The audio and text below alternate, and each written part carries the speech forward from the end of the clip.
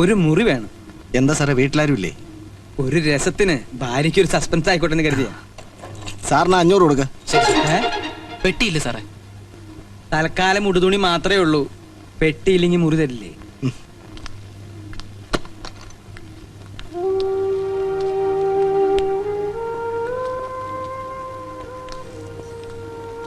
എന്തെങ്കിലും വേണോ സാർ? ഒന്നും വേണ്ട.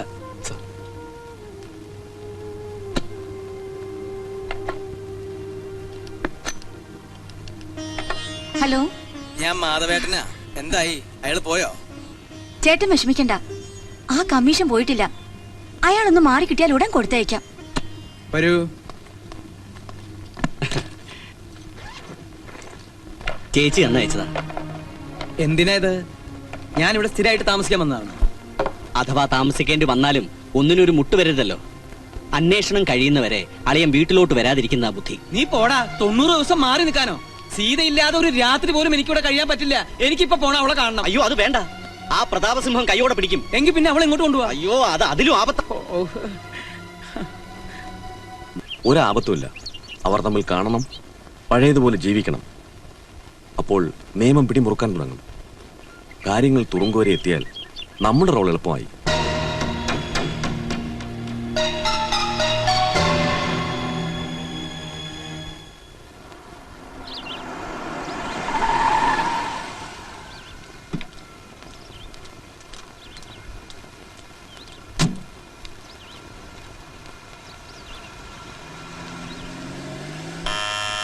വരൂ.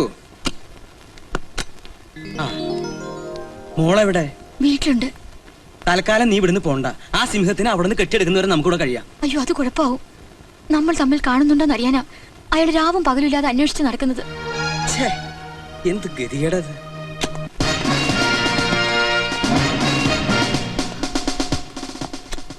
ആരായത്?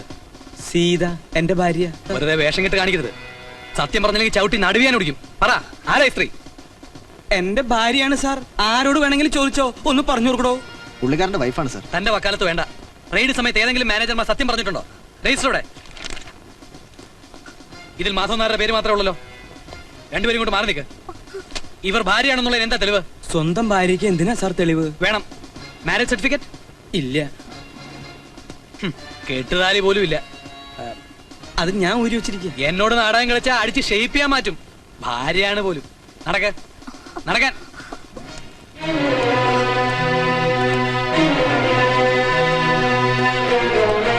സാർ, ഞാൻ ഇദ്ദേഹത്തിന്റെ പേഴ്സണൽ ലോയറാണ്. ഇദ്ദേഹം ചെയ്തത് വലിയ തെറ്റ് തന്നെയാണ്. പക്ഷെ ഒരു അഡ്വക്കേറ്റായി എനിക്ക് കൈയിടാൻ പറ്റും. ഒരു മിനിറ്റ് ഒന്ന് സംസാരിച്ചോട്ടെ സാർ.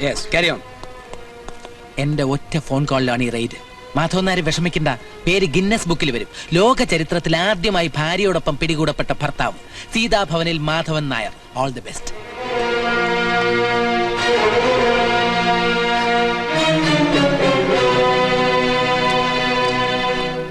അവര് ഭാര്യയും ഭർത്താവുമാണ്. അത് 31/3/97 കഴിഞ്ഞു. ഇത് അവർ ഡൈവോഴ്സ് ചെയ്തതിന്റെ കോടതി രേഖകൾ കമ്മീഷൻ അയച്ചു തന്നതാ. ഇപ്പോഴിവർ അന്യ സ്ത്രീയും പുരുഷനും മാത്രമാണ്. പ്രോസ്റ്റിറ്റ്യൂഷന്റെ നിയമങ്ങൾ ബാധകമായ 2 വ്യക്തികൾ. സെക്ഷൻ 366 അനുസരിച്ച് അവർക്കെതിരെ കേസെടുക്കേണ്ടതാണ്.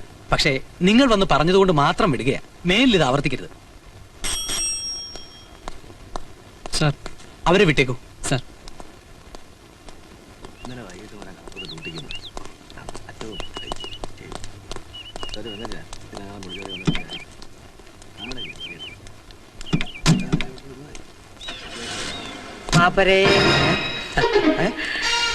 ഇതാരുടെ വണ്ടിയാ?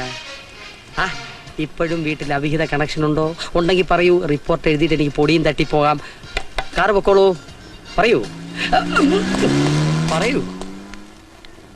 പെരുവഴിയിലായതിന്റെ സുഖം ഇപ്പൊ മനസ്സിലായി കാണുമല്ലോ മാധവൻ നായർക്ക്. എനിക്ക് ചെന്ന് കയറാൻ ഒരു വാടക വീടെങ്കിലും ഉണ്ട്. ഇനി നിങ്ങൾ ഏത് ഹോട്ടലിൽ ചെന്ന് താമസിച്ചാലും അപ്പോ ആ പ്രതാപസിംഹത്തിന് മുന്നിൽ ഞാൻ നിങ്ങളെ പിടിച്ചിട്ട് കൊടുക്കും. ചെല്ല്. മനസ്സിൽ പകയുണ്ടെന്ന് കരുതി ബാലേട്ടൻ ഇത്രയും താഴേക്ക് വരുമെന്ന് ഞാൻ വിചാരിച്ചില്ല. കണക്കുകൾ തീർക്കുമ്പോ അവരെന്റെ അച്ഛനും അമ്മയാണെന്നുള്ള കാര്യം ബാലേട്ടൻ മറന്നു. നാളെ ഇനി അച്ഛനോടുള്ള വിരോധം എന്നോട് കാണിക്കില്ലെന്ന് എന്താ ഉറപ്പ്? തീർന്നോ? എന്റെ അനിയത്തി ഒഴുക്കുന്ന കണ്ണീരിന് ഒരായുസ് മുഴുവൻ നീളുന്ന ശിക്ഷ നിന്റെ അച്ഛന് കൊടുത്താലും മതിയാവില്ല. ജീവിതത്തിൽ ഒരുപാട് തിരിച്ചടികൾ കിട്ടിയവനാ ഞാൻ. ഒരു തവണയെങ്കിലും എനിക്കൊന്ന് ജയിച്ചേ പറ്റൂ. തലച്ചോറ് തുരുമ്പെടുത്തിട്ടില്ലെന്ന് സ്വയം വിശ്വസിപ്പിക്കാൻ വേണ്ടിയെങ്കിലും. അതിനേത് വഴിയും ഞാൻ സ്വീകരിക്കും. എന്തു വേണേ ആയിക്കോളൂ. എല്ലാം നേടിയെന്ന് അഹങ്കരിച്ച് മടങ്ങിയെത്തുമ്പോ ഒരുപക്ഷെ പലതും നഷ്ടപ്പെട്ടിട്ടുണ്ടാവും. പ്രതാപസിംഹേ, ഒരു കാര്യം താൻ മനസ്സിൽ കുറിച്ചിട്ടോ. പാപ്പന് മാധവൻ നായർ എന്റെ അളിയനാ. എന്റെ കൊക്കിന് ശ്വാസം ഉണ്ടെങ്കിൽ അളിയൻ വീട്ടിൽ കയറും, എന്റെ ചേച്ചിയുടെ കൂടെ താമസിക്കും. ഏത് കോടതിക്ക് എന്ത് ചെയ്യാൻ പറ്റുമെന്ന് എനിക്കൊന്ന് അറിയണം. നീ പട്ടിയെ പോലെ 24 മണിക്കൂർ ഉറങ്ങാതെ കണ്ണിൽ എണ്ണ ഒഴിച്ച് കാത്തിരുന്നാലും എന്റെ അളിയന് ഒരു ചുക്കം ചെയ്യാൻ സാധ്യമല്ല. ബെറ്റുണ്ടെങ്കിൽ ഒന്ന് ശ്രമിച്ചു നോക്ക്. നാ വടക്കണോ, എന്താ ഇത് പനവലെ പട്ടി പിടിക്കുന്ന പോലെ? എടാ മോനെ, ചൂട്ട് കത്തിച്ച് കടലിൽ മുക്കിയ കടല് തിളക്കിയാല. മോൻ പോ. മോൻ പോയില്ലെങ്കിൽ മോൻ പോയിരിക്കും. വിളിക്ക് പോലീസിനെ. എന്തിനാ? Unwarranted misconduct in a restricted place by a drunken person. Section 510 IPC അല്ലേ sir? Very good. Yes sir. Yes എന്തോന്ന് എസ്? നിന്നെ വരട്ടിയാ മതി എന്നാണ് ഞാൻ പറഞ്ഞേ. അല്ലെങ്കിൽ വെട്ടി നുറുക്കി 510 സെക്ഷൻ ആക്കിയനെ. സിംഹത്തിന്റെ അല്ല, വെട്ടേക്കില്ല. അതൊക്കെ ഞങ്ങൾ ഇടിച്ചു പൊടിച്ചു മാറ്റും. പൊടിമില്ലായിരുന്നു ജോലി. അല്ല, മിലിറ്ററിയിലായിരുന്നു. നീ പോടാ. നിയമം കയ്യിലെടുക്കരുത്. He is my staff. You fellow. എനിക്ക് അത്യാവശ്യം ഒരു സ്ഥലം വരെ പോണം. ആശുപത്രിയിലാണ് സർ.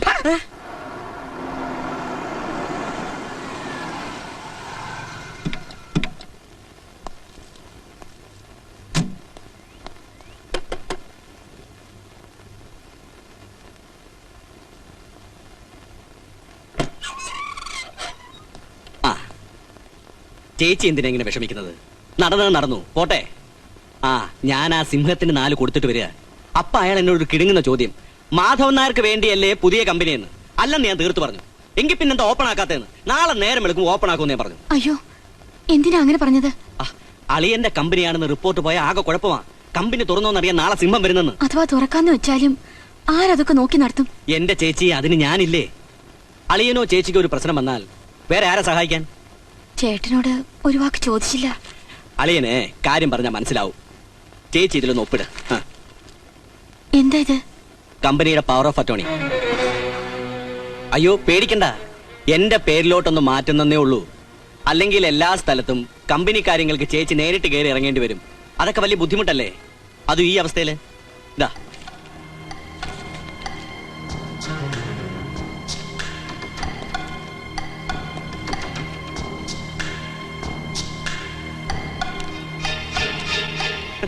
ഇതിലൊന്നുമില്ല. ധൈര്യമായിട്ട് ഒപ്പിട്ടോളൂ.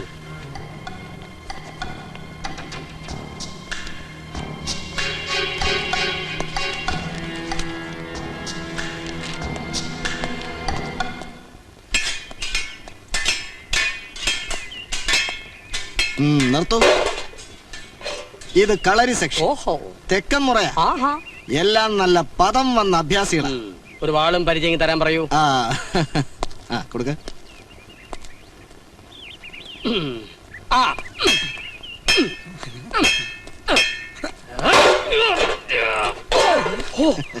ഇവര് കൊള്ളാം. ഇവരെ നമുക്കെന്തിനാ? 4 നേരം സൂപ്പ് വെച്ച് കുടിക്കാൻ. വെറുതെ ഇരടാ കഴുതേ. സിംഹം നരവേട്ട തുടങ്ങിയ. എന്തെങ്കിലും പറഞ്ഞോ?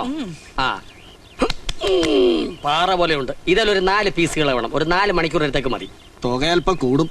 ഇതിനൊക്കെ സർക്കാർ ഒരു റേറ്റ് വെച്ചിട്ടുണ്ട്. കുറച്ച് നടക്കേണ്ടി വരും. കിട്ടിയാ കിട്ടി. ഒരു 3 കൊട്ടേഷൻ വൗച്ചർ അടക്കം എന്റെ ഓഫീസിൽ എത്തിച്ചേക്ക്. Then start operation. Oh tremendous.